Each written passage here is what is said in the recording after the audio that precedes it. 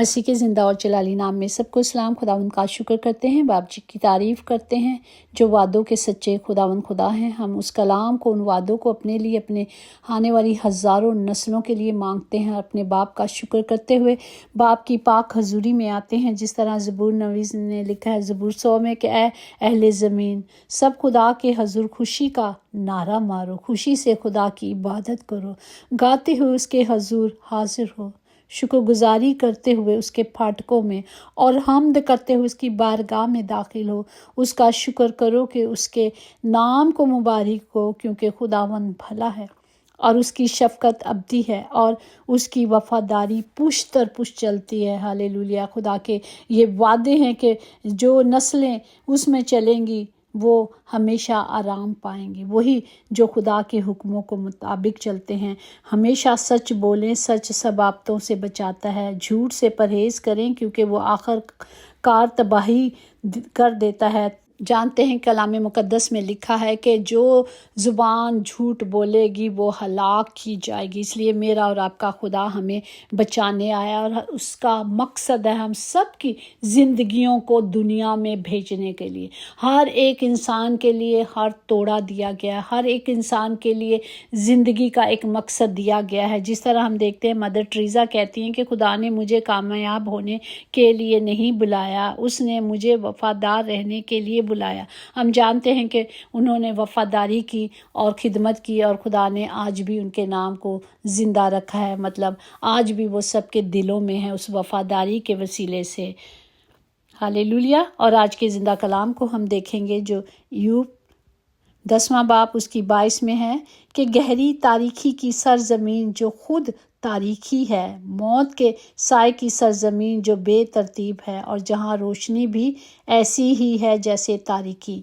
पाक कलाम पर जान पर खुदा की बरकत हो, खुदा का शुक्र हो, खुदा की तारीफ। हम जानते हैं कि यूब जो था वो अपनी मुश्किलों में था, परेशानियों में था और जब कलाम पढ़ते हैं तो देखते हैं कि ये खुदा का रासबास बंदा था। इस पे मुश्किलें मुसीबतें आईं, खुदा ने उसे आजमाना था, इसलिए खुदा ने शैतान को परमिशन दी, क्योंकि खुदा की मर्ज़ी के ख़िलाफ़ कुछ काम नहीं होता। अगर हम यूब 14 बाब में देखें उसकी पहली आयत 2 में लिखा कि इंसान जो औरत से पैदा होता है थोड़े दिनों का है और दुख से भरा है, फूल की तरह निकलता और काट डाला जाता है, वो साए की तरह उड़ जाता है और ठहरता नहीं। इसी तरह हर इंसान का वक्त है, जो आया है उसने जाना ही जाना है। यहाँ सारा बयान ज़मीन के इस्तिफ़ा में मुर्दों के जहाँ की तस्वीर पेश करता है कि वहाँ उसे पाताल भी कहा जाता है या ज़मीन का इस्तिफ़ा और आलमे रवां भी कहा जाता है। जहाँ मरने के बाद लोग जाते हैं वहाँ मुकम्मल खामोशी होती है। और यूब इस जगह जाना चाहता है जो बादशाहों का और नामवर लोगों के साथ आराम कर सके और अपने दुखों से आज़ाद हो जाना चाहता है, जैसे कोई गुलाम मरने के बाद अपने मालिक से आज़ाद हो जाता है। और यहाँ खामोशी का मतलब वो है कि गुनाहों का इकरार ना किया जाए या किया गया और अपने गुनाहों की मुसीबतों और दुखों का बाहिस। हम जानते हैं कि यूब पर कितनी मुसीबतें आई, मुश्किलें आई, तकलीफ, इवन उसके बदन पर कीड़े चलते थे और वो उस अजियत से भी गुजरा है। इसी तरह अगर हम देखें मकाशवा 9 बाब उसकी 5 में लिखा, और उन्हें जान से मारने का नहीं बल्कि 5 महीने तक लोगों को अजियत देने का इख्तियार दिया गया, और उनकी अजियत ऐसी थी जैसे बिच्छू के डंग मारने से आदमियों को होती है। उन दिनों में आदमी मौत ढूंढेंगे मगर हरगिज़ ना पाएंगे और मरने की आरजू करेंगे और मौत उनसे भागेगी। हम इस कलाम को देखते हैं तो इसी तरह दुनिया में आज हो रहा है, वबा पे वबा आ रही है। जिस तरह ज़बूर 91 में लिखा है कि लेकिन मेरा खुदा उन वबाओं से हमें निकालेगा, ना उस वबा से जो अंधेरे में चलती है और ना उस हलाकत से जो दोपहर को वीरान करती है। हर मुश्किल से, हर तकलीफ से मेरा खुदावन निकालने की कुदरत रखता है। जिस तरह ज़बूर 75:4-5 में है कि मैंने मगरूरों से कहा गरूर ना करो और शरीरों से कहा सिंग ऊंचे ना करो, अपने सिंग ऊंचे ना करो। बार बार मेरा खुदावंद हमें सिखाता है कि गरूर नहीं, किसी चीज़ का भी गरूर नहीं करना। खुदा को ऊंची आंखें पसंद नहीं, गर्दन कशी से बात ना करो, बल्कि खुदा ही की अदालत करने वाला है। वो किस को پست کرتا ہے اور کسی کو سرفراز کرتا ہے، وہ قدرت خداوند کے پاس ہے اور کسی کے پاس نہیں۔ اس لیے خداوند کا کلام آج ہم دیکھتے ہیں کہ کس طرح جو برے وقت آتے ہیں، اب ہم دیکھتے ہیں ایوب پر بڑے برے وقت تھے، وہ موت کو ڈھونڈ رہا تھا پر موت اس کے پاس نہیں تھی۔ اسی طرح جس طرح ایوب 3 باب میں کہ اندھیرے اور موت کا سایہ اس پر قاصر تھا، بدلی اس پر چھائی ہوئی رہی تھی، رات اور دن کرنے والی چیزیں اسے دہشت زدہ کرتی تھیں، گہری تاریکی اس رات کو دبوچے ہوئے تھی، وہ سال کے دن کے درمیان خوشی نہ کرنے پاتا تھا اور نہ مہینوں کے شمار میں۔ وہ اتنی مشکل میں تھا، وہ اتنی تکلیف میں تھا کہ اس کے جیسے عیسائیاہ نبی کی معرفت 14 باب اس کی 9-11 میں دیکھیں، تیری شان و شوکت اور تیرے سازوں کی خوش آوازی پاتال میں اتاری گئی اور تیرے نیچے کیڑوں کا فرش ہوا اور کیڑے ہی تیرے بالا پوش بن گئے۔ ہم دیکھتے ہیں کس طرح خدا نے اسے برکت دی تھی اور پھر ایک دم کس طرح سب کچھ لے لیا۔ اور خدا کا کلام ہمیں سکھاتا ہے کہ اس نے وفاداری کی اور وہ فتح یاب ہوا۔ آخری مطلب کہتے ہیں کہ جان دینے تک وفادار رہے تو زندگی کا تاج دوں گا۔ خدا نے اسے ساری برکات کو دی اور برکت دی، لیکن جو خدا کے کلام کو نہیں مانتے، جس طرح مکاشوہ 2 باب 23 میں ہے، اور اس کے فرزندوں کو جان سے ماروں گا اور سب کلیسیاں کو معلوم ہوگا کہ گردوں اور دلوں کا جاننے والا میں ہی ہوں، اور میں تم میں سے ہر ایک کو اس کے کاموں کے موافق بدلہ دوں گا۔ یہ خدا کے منہ کی باتیں ہیں جو سچی ہیں، جو ٹل نہیں سکتی۔ خدا نے جو کہہ دیا ہے، خداوند اسے کرنے میں قادر ہیں۔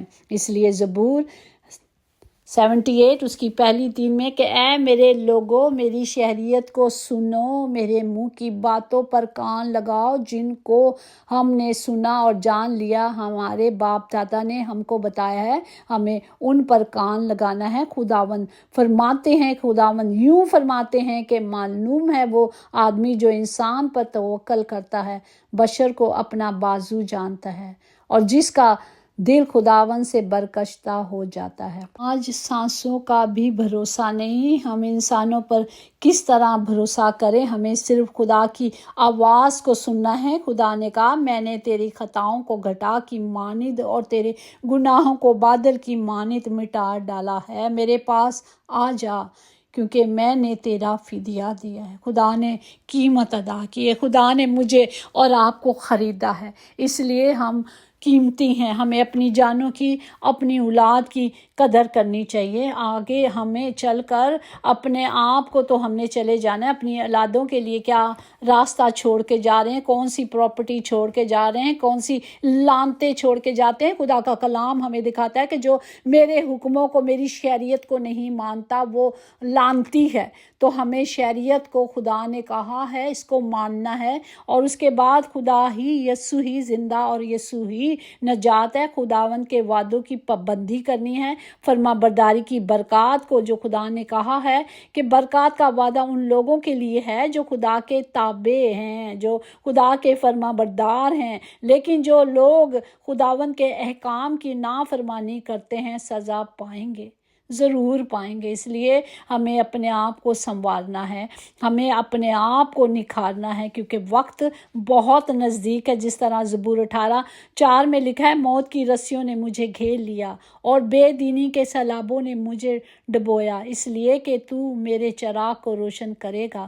خداوند میرا خدا میرے اندھیروں کو اجاگر کرے گا۔ جب ہم دنیا میں ہر جگہ ہم دیکھیں کہ ہر جگہ، ہر گھر میں کوئی نہ کوئی ہے، ہر دنیا میں اگر کوئی دکھ ہے اور خوشیاں کم ہیں، ہم دیکھتے ہیں کہ دنیا میں سب کچھ وقت کے حساب سے ہو رہا ہے۔ ہمیں صرف خوشی شادمانی کہاں ملتی ہے؟ خدا کی حضوری میں۔ ہمیں اپنے آپ کو اور اپنی اولاد کو سنبھالنا ہے، اپنی آنے والی نسلوں کو سنبھالنا ہے، اپنی آنے والی زندگی کو سنبھالنا ہے۔ تو سب سے زیادہ کہ اپنی اولاد کے لیے سہولتیں زندگی نہیں بلکہ تربیت کی فکر کرنی ہے۔ پرندے اپنے بچوں کو پروان سکھاتے ہیں، اڑنا سکھا دیتے ہیں، اور گھونسلہ نہیں بناتے کیونکہ وہ اپنے گھونسلے، اپنے گھر خود بناتے ہیں۔ ہمیں بھی آسمانی وہ راستے جو خدا نے میرے اور آپ کے لیے سیچ کے سکھائے ہیں، ہمیں صرف کیا کرنا، ان راہوں پر اپنے آپ کو چلانا اور اپنے بچوں کو بھی یہ قدم سکھانے کے ان پہ چلیں، جس طرح زبور 34 میں ہے، صادق چلائے اور خداوند نے سنا اور ان کو ان کے سب دکھوں سے چھڑایا۔ खुदावंद हमेशा उन लोगों के साथ रहता है, उन्हें बचाता है, उन्हें छुड़ाता है। तो मसीह में पैदा हुए हैं, मसीह में कायम रहें, मसीह में मरे। हालेलुया। यही हमारी ज़िंदगी है, क्योंकि खुदा ने हमें ज़िंदगी दी है। तेरे बंदों के फर्जंद बरकरार रहेंगे और उनकी नस्लें तेरे हजूर कायम रहेंगी। आमीन। हालेलुया। ऐसा ही होगा, क्योंकि खुदावंद का कलाम, आज का कलाम हमें सिखाता है कि उस तारीखी जगह में से जाने से पहले, हमें उस जगह पे पहुंचने से पहले, उस साएदार मौत की जगह से पहुंचने से पहले अपने आप को, अपने बच्चों को तैयार करना है, ताकि ऐसी जगह पे जाएं जहां रोशनी हो और जहां अंधेरा ना हो। और खुदावन ने वो जगह हमारे लिए, वो मकान तैयार किए हैं। हमें सिर्फ उस लायक बनना, ताकि उस मकान में, उस घर में, उस अब्दी जगह में जाकर बैठ सकें। यीशु के नाम से आमीन। यकीनन भलाई और रहमत उम्र भर हम सब के साथ साथ रहेगी और हम हमेशा अपने खुदा के घर में सुकूनत करेंगे। आमीन। God bless you all.